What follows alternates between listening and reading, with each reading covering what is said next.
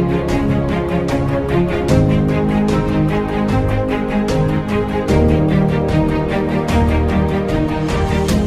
My dear students, welcome back to the channel. मैं हूं आपका अपना अनुपम आनंद, आपका बायोलॉजी मेंटर। देखिए, आज की इस वीडियो में डिस्कस करेंगे हम introductory part of chapter plant growth and development. ये प्लांट फिजियोलॉजी यूनिट का 5वां चैप्टर है, यानी कि आखिरी चैप्टर है। Total 5 chapter plant physiology unit में है और ये 5वां चैप्टर है। देखिए, बहुत सारे पॉइंट्स मैंने यहाँ पर लिखे हुए हैं, उन सारे पॉइंट्स को हम कवर करेंगे और समझेंगे कि ये पॉइंट्स आखिर क्या है। देखिए, पहला लिखा है development is the sum of two processes, growth and differentiation.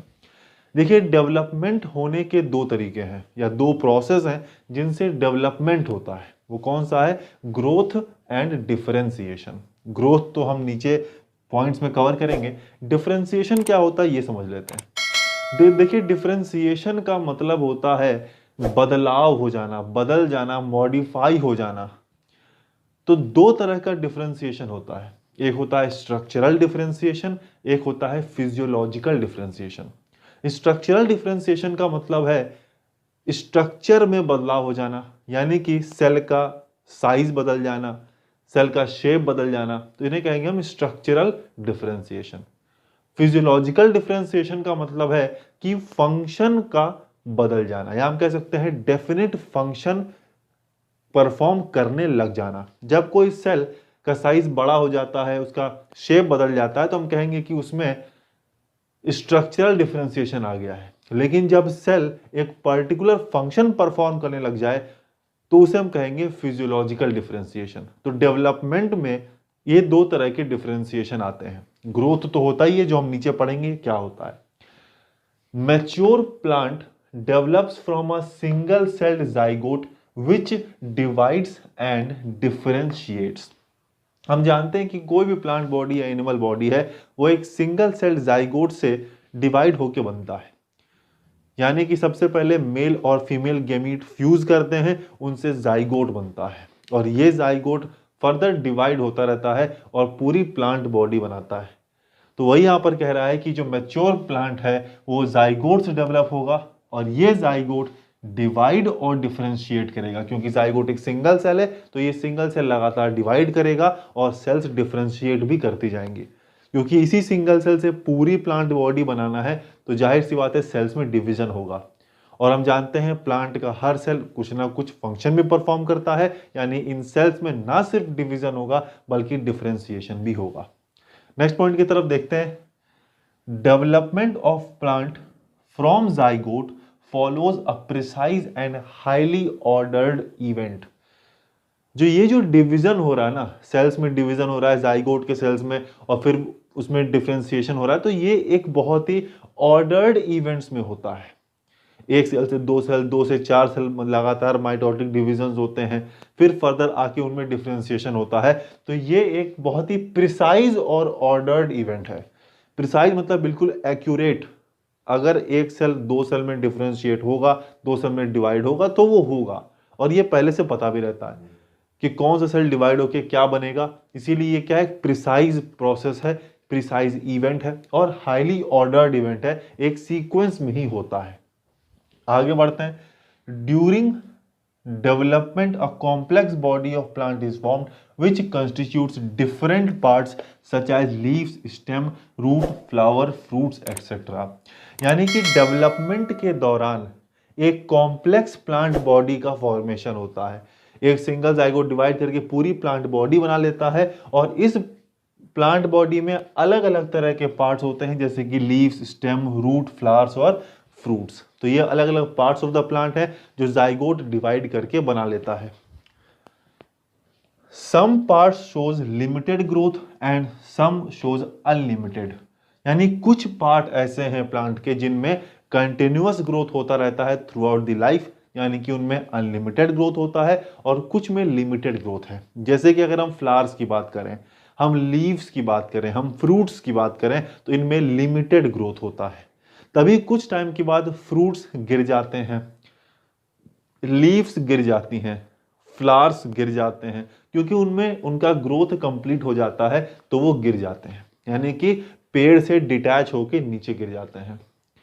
क्योंकि अब उनमें फर्दर ग्रोथ नहीं होगा। जितना ग्रोथ होना था वो हो चुका, अब और फर्दर ग्रोथ नहीं होगा, तो वो प्लांट बॉडी से डिटैच हो जाता है। कुछ में अनलिमिटेड ग्रोथ, जैसे कि स्टेम और रूट्स। प्लांट का जो स्टेम है और जो रूट्स हैं वो लाइफ टाइम प्लांट बॉडी से अटैच्ड रहते हैं, क्योंकि उनमें अनलिमिटेड ग्रोथ होता है, कंटिन्यूअस ग्रोथ शो करते हैं। अब जरा देखते हैं हम कि ग्रोथ क्या होता है। तो देखिए, growth is a fundamental characteristics of all living organism. जितने भी लिविंग ऑर्गेनिज्म हैं उन सब का ये फंडामेंटल कैरेक्टरिस्टिक है, यानी कि ये तो होगा ही होगा। जितने भी लिविंग ऑर्गेनिज्म हैं वो ग्रोथ तो शो करेंगे ही।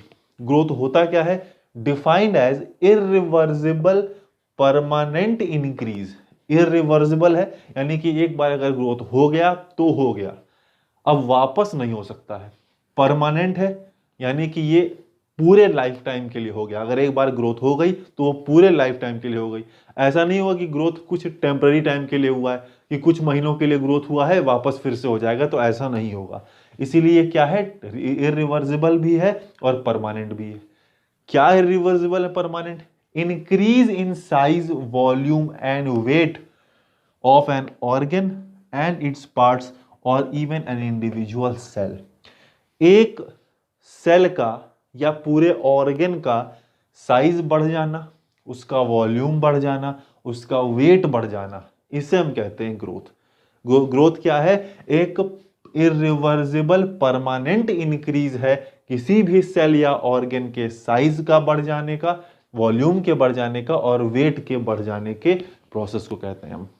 ठीक है, यानी ऐसा प्रोसेस है जो कि इरिवर्सिबल, परमानेंट तो है ही है, जिसमें किसी भी एक सेल या ऑर्गन का साइज बढ़ जाता है, उसका वेट बढ़ जाता है और उसका वॉल्यूम बढ़ जाता है। आगे बढ़ते हैं। Growth is caused by synthesis of new material, intra and extra cellular, cell division and cell enlargement. यानी कि जो ग्रोथ होती है उसमें नए मटेरियल्स का सिंथेसिस होता है, और ये नए मटेरियल्स जो हैं वो सेल के अंदर यानी कि इंट्रासेलुलर भी बनते हैं और एक्स्ट्रा सेलुलर यानी कि सेल्स के बाहर ही बनते हैं। तो नए मटेरियल्स का सिंथेसिस तो हो ही रहा है, साथ ही साथ सेल का डिवीजन भी हो रहा है और सेल का इनलार्जमेंट भी हो रहा है। सेल में डिवीजन भी होगा, सेल का साइज भी बढ़ेगा, इनलार्जमेंट, डिवीजन यानी कि उसका नंबर भी बढ़ेगा, और साथ ही साथ कुछ मटेरियल्स का भी सिंथेसिस होगी सेल के अंदर और सेल के बाहर। और ये मटेरियल्स बेसिकली जरूरी होते हैं ग्रोथ कराने के लिए प्लांट बॉडी के। आगे बढ़ते हैं। लास्ट पॉइंट देखिए, growth is associated with metabolic activities which includes both anabolic and catabolic activity. Growth में एनाबॉलिक और कैटाबॉलिक दोनों तरह के मेटाबॉलिक एक्टिविटीज होती हैं। एनाबॉलिक का मतलब होता है दो छोटे मॉलिक्यूल्स मिलके एक बड़ा मॉलिक्यूल का फॉर्मेशन कर लेना, और कैटाबॉलिक का मतलब होता है एक बड़े मॉलिक्यूल को ब्रेक करके दो छोटे मॉलिक्यूल में बदल देना। तो दो छोटे मॉलिक्यूल मिलके एक बड़ा बनाएंगे एनाबॉलिक में, तो ये तो चलिए समझ में आता है कि भाई ग्रोथ होना है तो दो छोटे मिलके एक बड़ा तो बनाएंगे ही मॉलिक्यूल, क्योंकि ग्रोथ होना है। कैटाबॉलिक एक्टिविटी क्यों होगी ग्रोथ में?